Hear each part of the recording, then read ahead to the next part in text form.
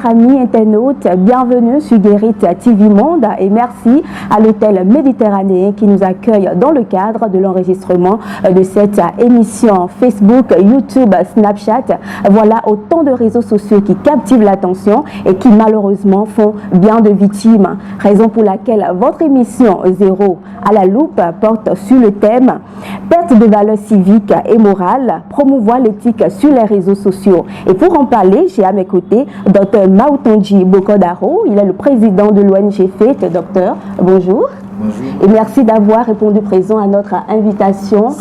Parlez-nous déjà des activités de votre structure. Merci beaucoup.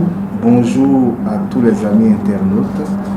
L'ONG FAIT, c'est une association à but non lucratif dont le siège est à Boumekalavi, au-dessus de la clinique de l'espoir. C'est une structure légalement enregistrée à la préfecture de Cotonou et publiée au journal officiel. Nous intervenons pour plusieurs objectifs qui font que nous sommes dans les domaines de la santé, dans l'éducation, dans le social et dans l'environnement. Notre devise, c'est impacter positivement et durablement pour une transformation durable. Et c'est d'ailleurs pour le volet éducation que nous sommes présents sur votre plateau. Et nous vous en remercions d'aller. Alors on va rentrer dans le vif de notre sujet. À quoi devraient servir les réseaux sociaux? Merci beaucoup, madame la journaliste. D'abord, il faut dire que le thème est plus que jamais d'actualité, ce qui a même motivé le fait que nous consacrions un livre au thème qui va bientôt paraître. Et cette émission va aussi nous permettre de parler des grands axes de ce livre que nous allons mettre tous bientôt à la disposition des amis internautes et de la population. Quels sont les buts ou bien à quoi devaient servir les réseaux sociaux? Avant de répondre à cette question, vous nous permettrez d'abord d'expliquer le concept de réseaux sociaux. Et pour ce faire, nous allons donner deux définitions. Une définition sociologique et une définition marketing. En tant que notion sociologique, un réseau social représente un groupement qui a un sens. La famille, les collègues, un groupe d'amis, une communauté, etc. Il s'agit d'un agencement de liens entre les individus et ou les organisations. Ça, c'est la définition sociologique.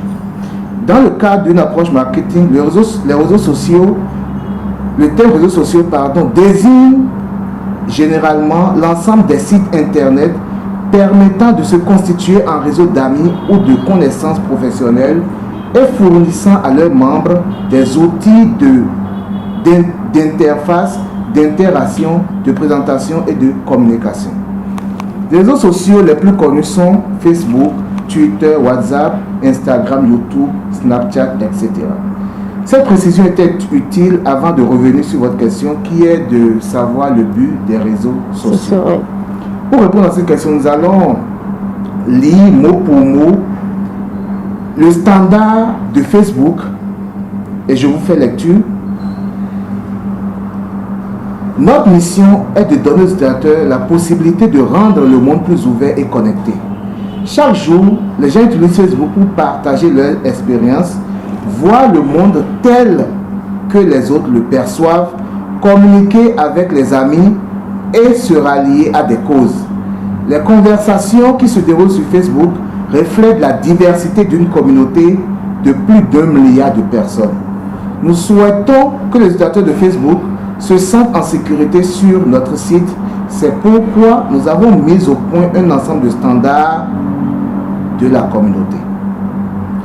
Il va sans dire que ceci est aussi valable pour les autres réseaux sociaux, c'est évident. À moins que vous m'apportiez un démenti.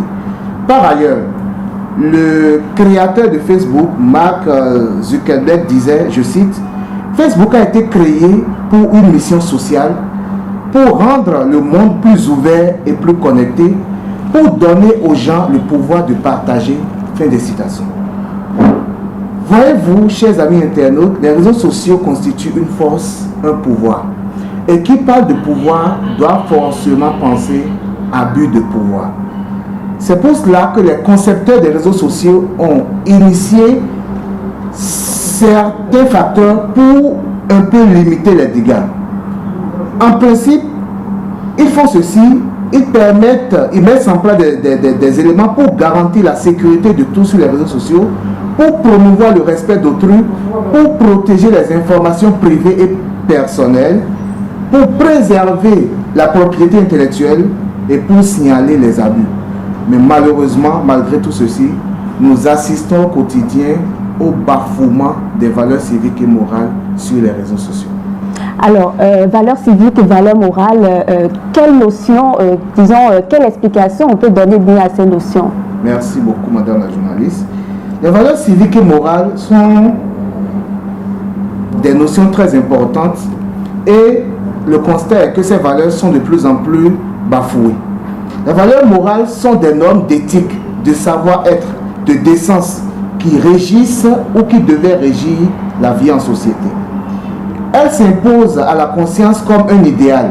Elles sont créées et transmises normalement par les us et coutumes, l'éducation que nous recevons, l'éducation religieuse, les sociétés humaines. Certaines de ces valeurs morales peuvent être universelles. Le don de soi, la tolérance, le respect, la loyauté, l'abnégation sont quelques exemples de valeurs morales. Les valeurs civiques, quant à elles, sont des aptitudes nécessaires pour développer les sens de responsabilité et de devoir d'un bon citoyen. On peut par exemple citer le respect de la patrie, le respect des emblèmes de la République, le respect des institutions de la République, le respect du bien public, le service de la patrie, etc. Mais malheureusement, les valeurs civiques et les valeurs morales sont aujourd'hui ce qui manque le plus dans le rang des jeunes. C'est le plus souvent le renversement de ces valeurs civiques et morales qui explique les nombreuses dérives que nous observons. Alors, parlant de dérives, déjà, vous pouvez nous rappeler ces dérives que vous observez sur les réseaux sociaux? Nous qualifions de dérives deux grandes choses. C'est d'abord les commentaires indécents et discourtois, et c'est ensuite les publications obscènes. Les commentaires indécents et discourtois. C'est quelqu'un, par exemple, qui fait sa publication sur sa page et parce que nous ne partageons pas forcément son avis, on se permet d'aller sur sa page, de le traiter de tous les noms d'oiseaux, de l'insulter correctement, d'insulter sa famille, d'insulter son physique, d'insulter ses aïeux, de lui dire des paroles pas du tout intéressantes. C'est aussi parfois des propos discourtois. On peut ne pas partager les mêmes avis. Mais on l'a dit tout à l'heure que le réseau social doit permettre la tolérance, une diversité de points de vue, une diversité d'opinions. Mais parce qu'on n'est pas du même avis que celui qui a fait sa publication, on s'injurie, on se lance des piques. Et parfois, ça devient une scène de règlement de compte, où on se lance des mots, etc. Ensuite, nous allons revenir aux publications obscènes. Et dans cette catégorie, nous allons différencier plusieurs types de publications. D'abord, c'est les images à caractère sexiste. C'est des publications de photos dans des tenues bizarres que je n'ose pas détailler ici sur le plateau. C'est des publications des vidéos pratiquement pornographiques. C'est des publications d'images. Parfois, on va se mettre dans un cercueil, on prend des photos, on publie. Vous voyez qu'il n'y a plus aucun respect. Même nos morts ne sont plus respectés. Donc c'est ça la première catégorie. Et c'est dans cette catégorie qu'on va aussi citer les réseaux de prostitution sur la toile. Où on vous envoie des messages vous invitant à faire du n'importe quoi moyennant de l'argent. Tout ça se passe sur les réseaux sociaux. C'est encore des publications qu'on voit tout le temps. Tel groupe de CS est créé, mets ton numéro pour être ajouté. Et voilà, vous allez vivre, on va vous faire vivre des choses pas possibles. Et on publie tout ça sur les réseaux sociaux. Ça, c'est la première catégorie des publications à caractère sexiste. Ensuite, il y a certaines publications qui, moi, me font rire et me font réfléchir. C'est les malédictions. Quelqu'un publie, peut-être il prend une image d'un enfant malade, ou bien de quelqu'un qui est dans une difficulté, et il publie 100 ans de malheur pour celui qui ne met pas Dieu est grand. 150 ans de malheur pour celui qui ne met pas Inch'Allah. Et ça ne gêne pas. On met ça, on publie ça, oubliant que tout ce qui sort de notre bouche peut avoir des répercussions négatives. Voilà une autre catégorie de publication. Ou bien, c'est des commentaires, genre, on met une image atroce et on met comme commentaire, toi qui me regardes, ce soir tu vas mourir. Toi qui me regardes, je viendrai dans ta maison ce soir te tuer. Voilà. C'est ce genre de publication que nous dénonçons.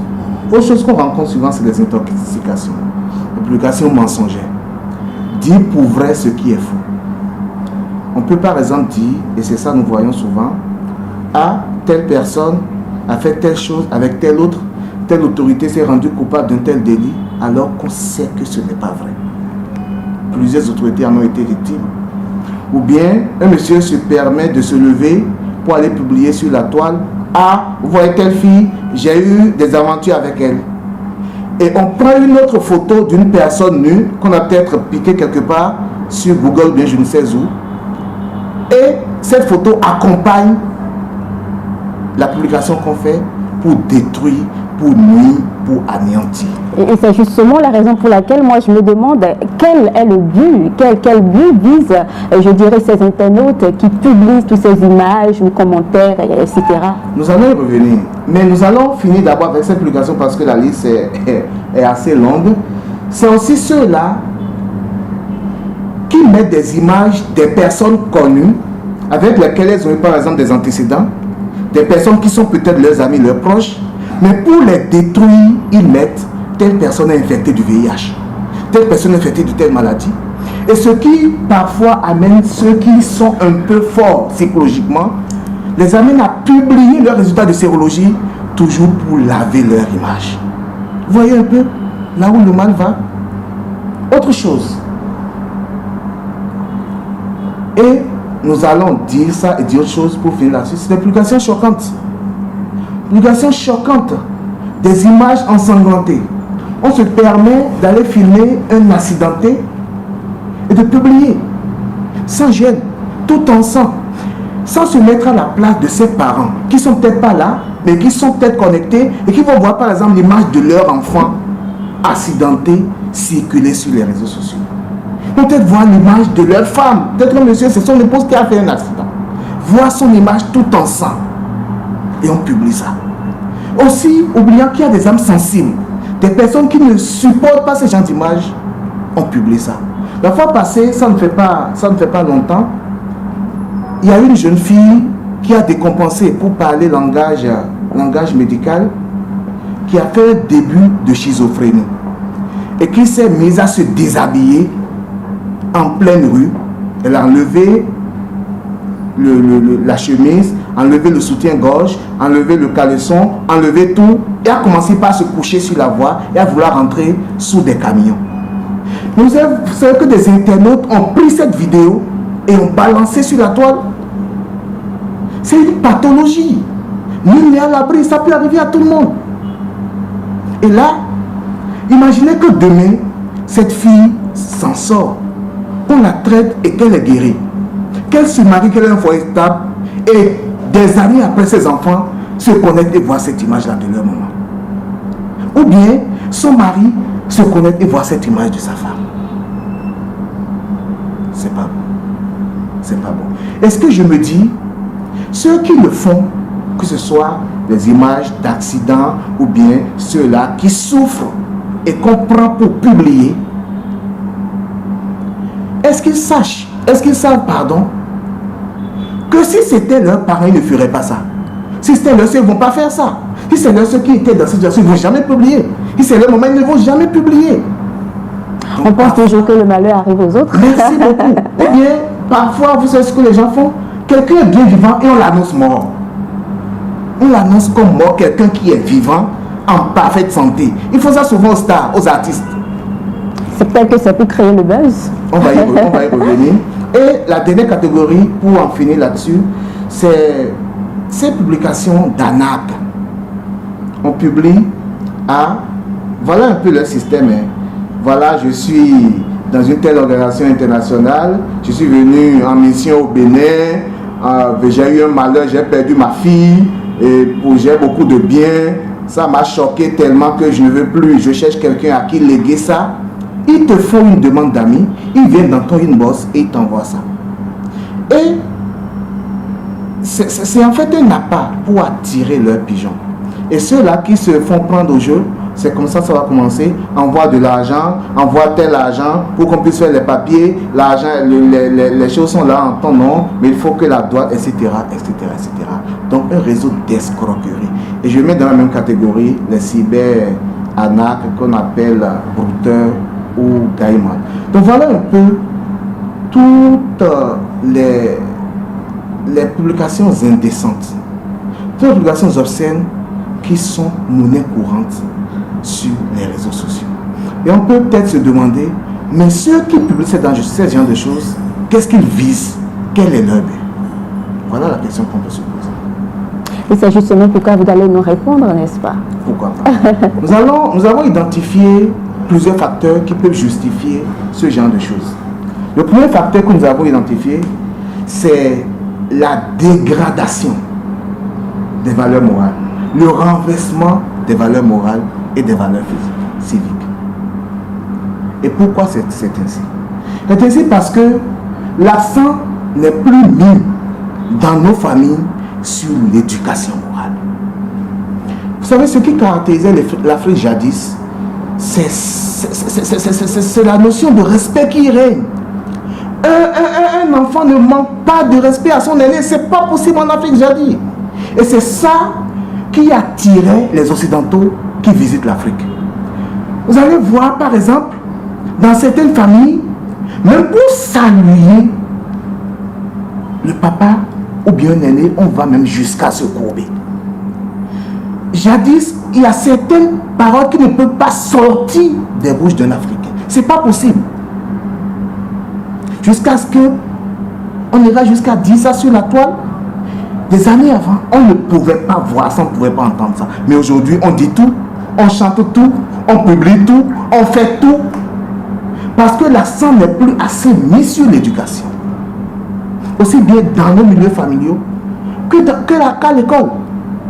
À l'école. Aussi, c'est pas pour lancer un pic à quelqu'un, même parfois dans nos religions, on préfère faire l'apologie de la prospérité au lieu d'éduquer les fidèles aux valeurs morales ou à l'éthique. On ne le fait pas. Donc ça, c'est la première cause que nous avons identifiée, c'est la perte des valeurs civiques et des valeurs morales. Aussi, nos programmes éducatifs à l'école n'insistent plus sur les notions de valeurs civiques et de valeurs morales. Ils font souvent du saupoudrage de quelques notions de base, mais sans aller en profondeur, sans aller en détail. C'est-à-dire que la génération montante actuellement ne va plus à l'école des valeurs civiques et des valeurs morales. C'est la première des causes que nous avons identifiées. La deuxième cause, c'est, comme vous l'avez dit tout à l'heure, pour faire le buzz, pour montrer son ego, pour se faire voir, pour être à la mode, pour être à la page, sans se mettre à la place de l'autre, sans savoir qu'on peut détruire l'autre par sa parole, sans savoir qu'on peut nuire à l'autre par sa parole, pour recueillir des j'aime. C'est ça. Pour recueillir des milliers de vues. C'est ce qu'on fait. On publie des choses. Donc voilà les principales causes que nous avons identifiées. Au cours de l'émission, si nous trouvons d'autres, nous allons revenir là-dessus. Et c'est sûr également que toutes ces publications ne sont pas sans conséquences, n'est-ce pas? Que ce soit sur ceux qui en publient ou ceux même qui publient ces images ou propos. Exactement, les conséquences sont énormes. Mais avant de revenir sur les conséquences, il y a un autre facteur étiologique, c'est-à-dire une cause que j'avais occultée, c'est vouloir tout copier de l'Occident. Au lieu que l'Occident vienne copier chez nous, depuis un certain temps, c'est nous qui voulons tout copier. tout ce qui vient, on doit copier. Tout ce que les autres font, on doit faire. Sans prendre le soin d'analyser, de décortiquer et de se demander, est-ce que ce que je veux copier là, est-ce que c'est décent? À vouloir coûte que coûte ressembler aux autres, sans se rendre compte qu'on n'est pas issu de la même culture, qu'on n'est pas issu du même milieu, qu'on ne vit pas les mêmes réalités. C'est là où ça mène, vers la dérive, vers la dépravation, vers le renversement de tout. Maintenant, revenons aux conséquences. Et c'est d'ailleurs ça qui fait qu'on doit forcément aborder le sujet, insister encore, parce que les conséquences sont légion. La première des conséquences que nous pouvons identifier, c'est les conséquences psychologiques. J'ai tout à l'heure abordé légèrement le sujet, mais je vais y revenir et détailler davantage. Les personnes qu'on cherche à détruire comme ça, en faisant ces genres de publications sur les réseaux sociaux, tous ne sont pas d'une personnalité solide. Il y en a peut-être qui sont d'une personnalité fragile. Et c'est facile pour ces personnes-là de passer à l'autre côté. C'est vrai que certains se sont déjà suicidés parce qu'ils n'ont pas pu supporter l'humiliation. Vous imaginez que quelqu'un est sa chérie. Il faisait peut-être en griffe leur connerie quand ils étaient ensemble et ils filmaient cela. Parce qu'ils ne sont plus ensemble aujourd'hui. Les vidéos du monsieur qu'il avait de sa chérie, il se permet de publier sur les réseaux sociaux. Peut-être des vidéos de leur et bas du temps jadis. On publie.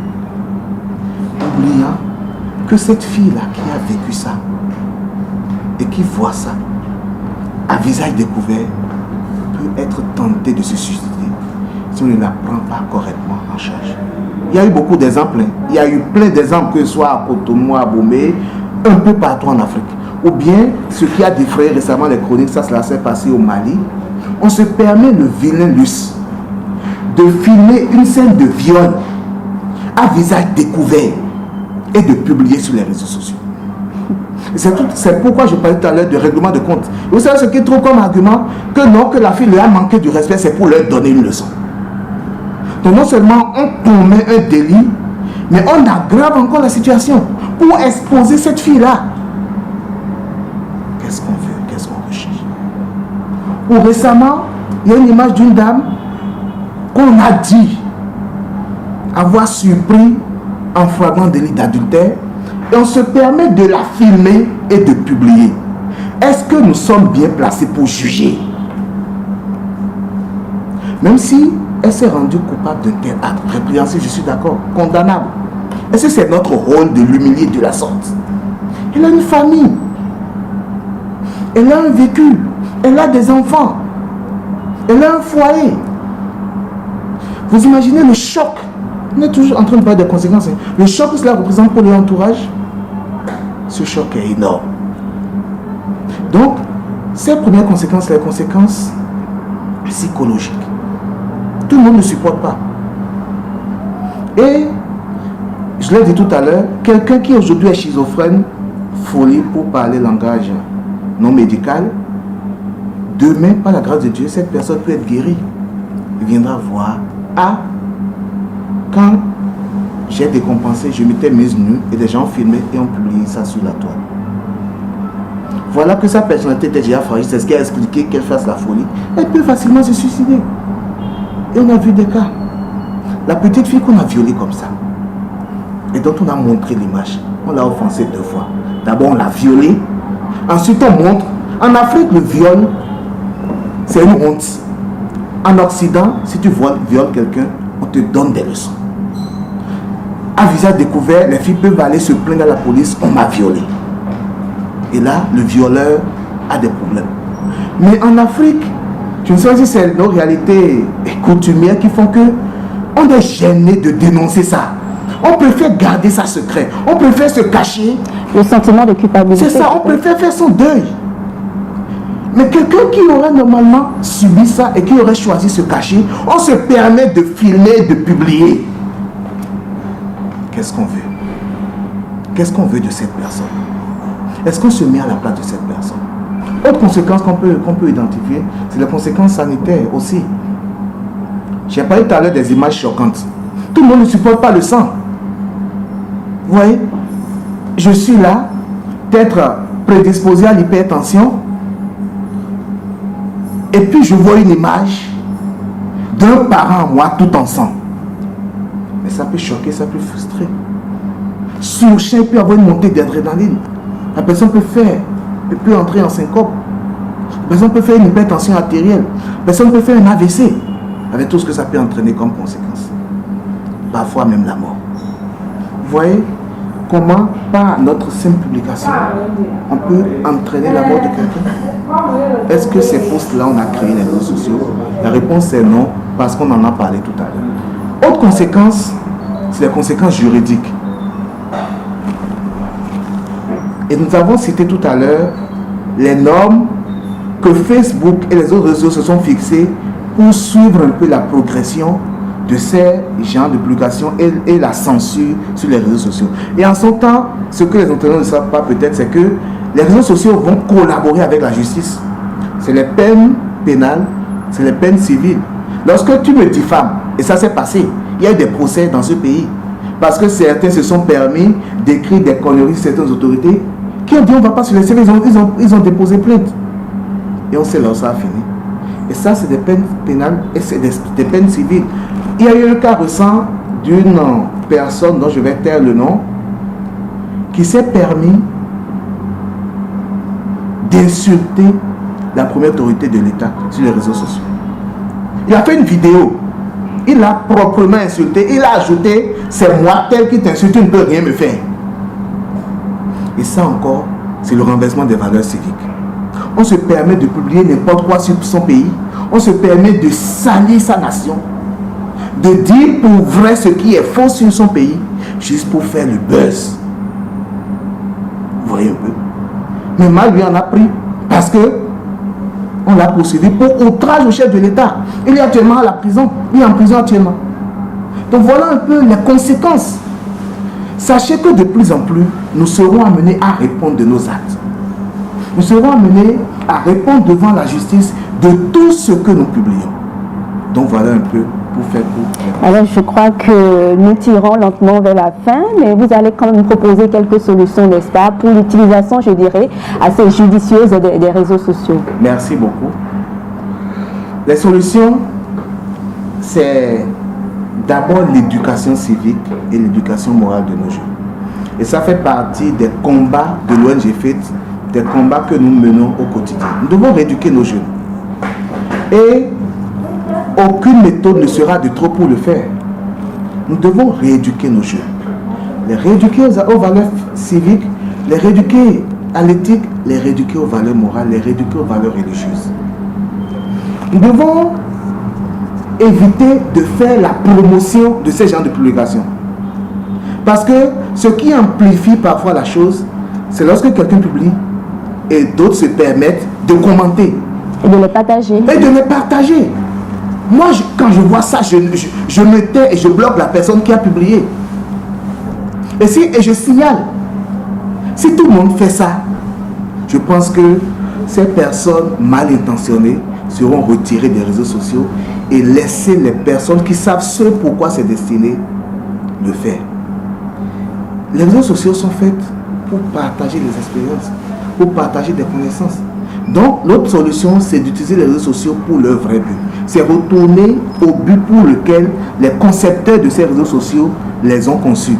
C'est-à-dire un monde, une humanité connectée, partager les expériences, partager des paroles d'édification, partager des paroles de réconfort, partager des recettes, partager des mots d'encouragement, partager des expériences personnelles vécues. Voilà. Voilà. Autre chose que nous devons souvent faire, c'est ça, je veux dire aux amis internautes. Avant de publier quelque chose, nous devons nous poser quelques questions. Quelles sont ces questions? Est-ce que ce que je vais publier est vrai? Est-ce que c'est décent? Est-ce que c'est utile? Est-ce que ça me fait du bien à moi qui veux faire la publication? Est-ce que ça fait du bien à mon entourage? Est-ce que ça fait du bien à mon pays? Si l'une des réponses à ces questions est négative, il vaut mieux ne pas publier. On aurait ainsi rendu un grand service à l'humanité. Et à soi-même. Et à soi-même, bien entendu. Donc, voilà encore une autre approche de solution, c'est-à-dire se poser ces questions-là et ne pas publier s'il ne faut pas publier. On n'est pas obligé de publier. On n'est pas obligé de vouloir se faire voir. Maintenant, ceux-là qui se font voir, en fait, est-ce qu'ils savent qu'ils se font remarquer dans le mauvais sens? C'est ça. C'est dans le mauvais sens qu'ils se font remarquer. Le monde ne retient que l'histoire des personnes qui impactent positivement. Lorsque vous impactez négativement, non seulement vous créez des problèmes, vous créez des problèmes à votre descendance, parce que demain, même dans 100 ans, on dira: ah, ton papa, voilà ce qu'il publiait. À tel point, voilà ce qu'il publiait. Donc, réintégrons les valeurs morales, réintégrons les valeurs civiques, mettons-nous souvent à la place des autres avant de publier ce que nous devons publier. Lorsque nous assistons à un accident, je suis d'accord qu'on peut informer, mais il y a une manière d'informer. On peut rechercher par exemple les pièces de la personne et dire: telle personne a fait un accident à tel endroit. On peut chercher à secourir la personne. Mais souvent ce que nos amis font, ils essayent d'abord de dépouiller la personne de tous ses biens. Maintenant, prendre la photo, publier et disparaître. Donc ce n'est pas bon. Renourrissons les valeurs morales. Allons à nouveau à l'école des valeurs civiques et des valeurs morales et faisons en sorte que ces genres de choses ne se passent pas. Alors, un mot pour conclure notre entretien. Merci beaucoup, madame la journaliste, et merci à l'Hôtel Méditerranéen et à la Guérite TV, une télé du web très professionnelle que je salue, je félicite au passage. Je dirais pour conclure à mes chers amis internautes de retenir ceci et de faire attention aux mots. Je vais paraphraser un verset des Saintes Écritures. Que tout ce qui est vrai, que tout ce qui est saint, que tout ce qui est décent, que tout ce qui est aimable, que tout ce qui est juste, que tout ce qui est droit, que tout ce qui mérite l'approbation, que tout ce qui est digne de foi et de vertu fasse l'objet de nos publications sur les réseaux sociaux. Et j'en aurais fini là-dessus. Merci à tous. Merci beaucoup. Et vous aurez compris, en tout cas, merci d'avoir été de passage sur notre plateau, Dr Bokodaro, amis internautes. Merci également de nous avoir suivis. Retenez tout simplement ce que nous publions, ce que nous postons, ce que nous partageons reflète en réalité qui nous sommes. Et des années après, l'image, les propos resteront toujours. Alors, c'est tout pour le numéro de ce jour. On va se dire à très bientôt pour un autre numéro, sans oublier de dire merci à l'Hôtel Méditerranéen qui nous accueille dans le cadre de cette émission. Ciao, ciao!